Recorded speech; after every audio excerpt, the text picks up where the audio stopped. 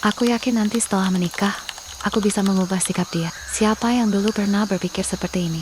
Kalau kamu mengatakannya saat masih belum menikah, aku cuma mau bilang, coba pikirkan lagi baik-baik. Dan kalau kamu mengatakannya saat baru menikah, mungkin kamu masih punya harapan seperti itu. Tapi kalau kamu sudah menikah cukup lama, kemungkinan besar kamu akan paham dengan apa yang akan aku katakan. Karena kenyataannya, perubahan seseorang tidak terjadi hanya karena dia menikah. Perubahan itu datang dari dirinya sendiri. Dan tentu saja, atas izin dan kehendak Allah, kita sebagai pasangan hanya bisa mengingatkan, menasihati, mendoakan, dan memberi contoh yang baik. Tapi kita tidak bisa memaksa seseorang berubah hanya karena kita menginginkannya. Bahkan ada satu kenyataan yang cukup sulit diterima. Kalau sejak awal, seseorang memiliki kebiasaan atau sikap yang buruk, jangan berharap setelah menikah semuanya otomatis berubah menjadi lebih baik. Justru ketika hubungan menjadi semakin dekat, seringkali sifat aslinya akan semakin terlihat. Mungkin sekarang kamu merasa dia sangat mencintaimu. Mungkin sekarang dia selalu berusaha membuatmu bahagia. Tapi perasaan cinta tidak selalu cukup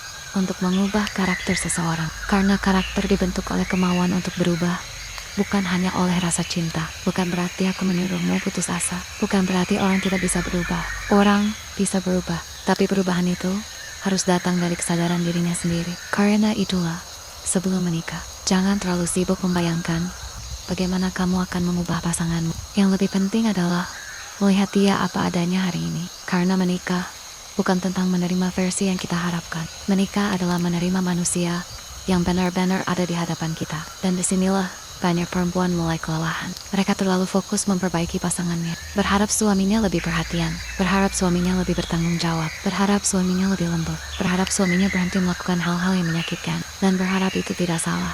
Tapi yang sering membuat kita menderita adalah ketika kebahagiaan kita bergantung pada perubahan orang lain. Karena kita terus menunggu, terus berharap, terus memberi kesempatan. Padahal orangnya sendiri belum tentu ingin berubah. Menurut aku, salah satu bentuk kedewasaan dalam pernikahan adalah mampu membedakan mana yang bisa kita pengaruhi dan mana yang tidak. Kita bisa memperbaiki cara bicara kita. Kita bisa memperbaiki sikap kita. Kita bisa memperbaiki diri kita. Tapi kita tidak bisa memaksa orang lain menjadi versi yang kita inginkan. Karena perubahan yang dipaksa biasanya tidak bertahan lama. Makanya, sebelum sibuk memikirkan cara mengubah pasangan, mungkin pertanyaannya adalah, apakah dia memang sedang berusaha berubah? Karena kalau jawabannya tidak, maka seberapa keras pun usaha kita, hasilnya seringkali hanya membuat kita lelah sendiri. Dan menurut aku, menerima kenyataan bukan berarti menyerah. Kadang menerima kenyataan adalah langkah pertama untuk mengambil keputusan yang lebih bijak. Lalu apa yang bisa dilakukan kalau menghadapi situasi seperti ini? Pertama,